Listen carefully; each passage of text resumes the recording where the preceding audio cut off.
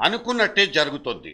Court ఆదేశాల ప్రకారం జగన్ ఆస్తుల మీద ప్రాథమిక దర్యాప్తు జరుపుతున్న సిబిఐ తన పని మొదలు పెట్టగానే ఇటు కర్నూలులో తన ఓదార్పు యాత్రను షురూ చేసిన జగన్ నా మీద కాంగ్రెస్ తెలుగుదేశం పార్టీలు కుట్ర చేస్తున్నాయంటూ పాటందుకున్నారు.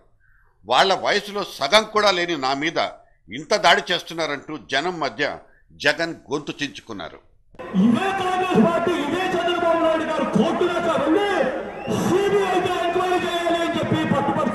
ఈ వైరాన్ని చూస్తే బాధ అనిపిస్తుంది. ఇంతమంది ఎందుకు కలిశారు అంటే కేవలం ఒక్క జగన్మోహన్ రెడ్డి గారు తానిచ్చిన మాట కోసం అని చెప్పి నిలబడ్డాడు అన్న ఒకే ఒక కారణంతో ఆ జగన్మోహన్ రెడ్డి గారిని భూస్థాపితం చేయడం కోసం అని చెప్పి ఇంతమంది కలవడం అంటే బాధ అనిపిస్తుంది. ఇప్పుడు జరుగుతోంది కోర్టు ఆదేశాల అమలు. దీనికి ఇటువంటి భాష్యం చెప్పడం కోర్టు ధిక్కారం కిందకు వస్తుందా లేదా అన్నది నాకు తెలీదు. జగన్ సంస్థల్లో పెట్టుబడులు పెట్టిన సంస్థలు వ్యక్తులు ఎటువంటి ప్రయోజనాల్ని పొంది లేదా ఆశించి ఆ పని చేశారో ప్రాథమిక దర్యాప్తు మాత్రం చేయమంటూ కోర్టు తన ఆదేశాల్లో సుస్పష్టంగా చెప్పింది. మంత్రి శంకర్రావు చేసిన ఫిర్యాదును విచారణకు స్వీకరించిన తర్వాత తెలుగుదేశం నాయకుడు ఎర్రన్నాయుడు కూడా జగన్ మీద అదే కేసులో తన వైపు నుంచి పిటిషన్ వేసిన విషయం తెలిసిందే. తనను రాజకీయంగా ఎదగనీయకుండా తొక్కేయడానికి ఇటువంటి పన్నాగాలు పన్నుతున్నారన్నది జగన్ వాదన. ఇక జగన్ ఆస్తుల విషయంలో ఇన్కమ్ ట్యాక్స్ తనదైన దర్యాప్తును ఎప్పుడో చేపట్టి అవకతవకలు జరిగాయంటూ తేల్చిపారేసింది. అంతేకాదు కొంతకాలం క్రితమే ఒక తాకీదు కూడా జారీ చేసింది. ఇప్పుడు సిబిఐతో పాటు మరికొన్ని సంస్థలు కూడా ఈ వ్యవహారాలకు సంబంధించి మరింత లోతుగా దర్యాప్తు జరుపుతున్నాయి. ఇది జరుగుతున్న కథ. జగన్ మీద కోర్టు తీర్పు అతనికి వ్యతిరేకంగా వస్తుందని ఆశపడుతున్న వాళ్లలో మొట్టమొదటి వ్యక్తి చంద్రబాబు నాయుడు. అవినీతి అనే అంశాన్ని వాళ్ళ జనం అంతగా పట్టించుకోవడం లేదనే వాదనతో ఆయన మాత్రం ఏకీభవించడం లేదు. మొన్నటి తమిళనాడు ఎన్నికల్లో 2G కుంభకోణం సృష్టించిన వ్యతిరేక పవనాలను ఆయన కోట్ చేస్తూ ఉంటారు. చంద్రబాబు పదే పదే ఆ విషయాన్ని ప్రస్తావించడం ద్వారా జగన్ అవినీతిని అటు ప్రత్యక్షంగానూ ఇటు పరోక్షంగానూ ఎత్తి చూపుతున్నారు. అంతేకాకుండా అలా చేయడం ద్వారా జనం జగన్ అవినీతి అంశాల్ని మర్చిపోకుండా ఉండేలా చేయొచ్చన్నది ఆయన ఉద్దేశం కావచ్చు. రేపు జగన్ ఆస్తుల విషయంలో అంతిమ తీర్పు ఎలా ఉంటుంది? ఒకవేళ ఆ తీర్పు తనకు అనుకూలంగా రాకపోతే జగన్ సుప్రీంకోర్టు తలుపులు తట్టడం గ్యారంటీ. ఈ కోర్టు వ్యవహారాలన్నీ అంత త్వరగా ఒక కొలిక్కి రాకపోవచ్చు. అంతవరకు ఈ విషయాన్ని లైవ్గా ఉంచడానికి ఇటు చంద్రబాబుతో పాటు అటు కొంతమంది కాంగ్రెస్ లీడర్లు ప్రయత్నిస్తూనే ఉంటారు. జగన్ కూడా ఈ దర్యాప్తును తనపై కాంగ్రెస్ తెలుగుదేశం పార్టీలు చేస్తున్న కుట్ర అంటూ ప్రచారం చేసుకోవడం ఖాయం. ఇంతకీ ఈ విషయాల గురించి జనం ఏమనుకుంటున్నారనే విషయంలో మాత్రం ఎవరికీ ఎటువంటి అంచనాలు లేవు. రాజకీయాల్లో వ్యక్తుల అవినీతిని జనం ఏ విధంగా పరిగణిస్తారు? మధ్యతరగతి సంగతి ఎలా ఉన్నా పేద ప్రజానీకం అవినీతి అంశాన్ని సీరియస్గా ఆలోచించగలుగుతుందా? ఇక అటువంటి వ్యక్తుల్ని నిలదీయాలనుకుంటుందా?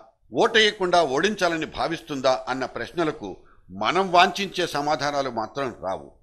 అవినీతి పట్ల వాళ్లకు వ్యతిరేకత ఉండొచ్చేమో కానీ రాజకీయాల్లో ఉన్న వాళ్ళంతా డబ్బు సంపాదించుకుంటారనే ఖచ్చితమైన అభిప్రాయాలు వాళ్లలో ఉన్నాయి. అవినీతి రాజకీయాలు రెండూ విడదీయలేని వ్యవహారాలుగా వాళ్ళు భావిస్తారు. అయితే అవినీతి నాయకుడిని మాత్రం అంటరాని వాళ్లుగా వారు పరిగణించడం లేదనేది గతంలో వచ్చిన విశ్లేషణలు. అందుకే జగన్ మీద వస్తున్న అవినీతి ఆరోపణలు అతన్ని రాజకీయంగా బలహీనుడిని మాత్రం చేయలేవన్నది ఒకవైపు నుంచి బలంగా వినిపిస్తున్న వాదన. ఒకవేళ కోర్టు తీర్పుతో ఆయనకు శిక్ష వంటిది పడితే అటువంటి అపఖ్యాతి వలన రాజకీయంగా జగన్కు కొంతమేరకు తన పరపతిని కోల్పోయే అవకాశం ఉంటుందే తప్ప మొత్తం గంపగుత్తన తన ఇమేజ్ కోల్పోయే పరిస్థితి ఉండదనేది వాళ్ల వైపు నుంచి వినబడుతున్న అభిప్రాయం. ఇక కాంగ్రెస్ విషయానికి వస్తే దీన్ని మరోవైపు నుంచి ఆలోచించాల్సి వస్తుంది. ప్రస్తుతానికి జగన్ను కట్టడి చేయాలన్నది కాంగ్రెస్ ఆలోచన. అయితే ఆ ప్రయత్నం ఆరంభించిన తర్వాత దానికొచ్చిన లాభం కంటే నష్టమే ఎక్కువన్న విషయాన్ని అది గ్రహిస్తున్నట్లు కనపడుతోంది. ముఖ్యంగా జగన్ పట్ల సానుకూలంగా ఉన్న ఎమ్మెల్యేలను ఆ పార్టీ నియంత్రించుకోలేకపోతోంది. అతన్ని బహిరంగంగా సమర్థించే ఎమ్మెల్యేల మీద వేటు వెయ్యలేకపోవడమే అందుకు తిరుగులేని సాక్ష్యం. ప్రస్తుతానికి అసలు ఆ వ్యవహారం వైపు దృష్టి సారించకపోవడం కూడా గమనించవచ్చు. రేపటి రోజున అటు సీమాంధ్రంలో జగన్ ప్రజాదరణ, ఇటు తెలంగాణలో కేసీఆర్కున్న ఆకర్షణల్ని వాడుకోవడానికి కాంగ్రెస్ పాల్పడుతుందన్న వాదనలు ఉన్నాయి. రాజకీయాల్లో శాశ్వత శత్రువులు ఉండరన్న ప్రాతిపదికే ఈ వ్యూహానికి ప్రధానమైన ఆధారం. ఒక తీగను కదిలిస్తే ఎన్నో డొంకలు కదులుతాయి. ఎన్ని చేతులు తడిచాయో అన్నీ బయటకొస్తాయి. హైదరాబాద్ టు ఢిల్లీ సూట్ కేసులు తరలిపోయాయన్న ఆరోపణలు నిజమైతే మేడం సోనియానే ఈ కేసులో కార్నర్ అయిపోవచ్చు. అందుకే ఆచితూచి వ్యవహరించడం, రేపటి కోసం పావులు కదపడం అన్న స్ట్రాటజీనే హైకమాండ్ వర్కౌట్ చేస్తుందని ఢిల్లీ నుంచి అందుతున్న వార్త. ఇప్పటిదాకా ఎంతమంది పొలిటీషియన్లు జైలు దాకా వెళ్లారో వేళ్ల మీదనే లెక్క పెట్టుకోవచ్చు. జైలు నుంచి బయటకొచ్చి మళ్లీ ముఖ్యమంత్రులైన జయలలితలు వర్తమాన రాజకీయాల్లో కనిపిస్తారు.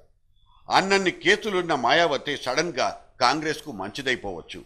అందుకే కాంగ్రెస్ పరిగెత్తి పాలు తాగకుండా నిలబడే నీళ్లు తాగాలనుకుంటుంది. రాజకీయపరమైన కేసులు అంత తొందరగా తెగేవి కావని సిబిఐ చరిత్ర చదివితే తెలిసిపోతుంది.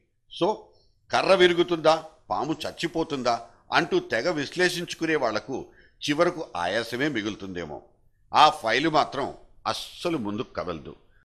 This is Congress political science.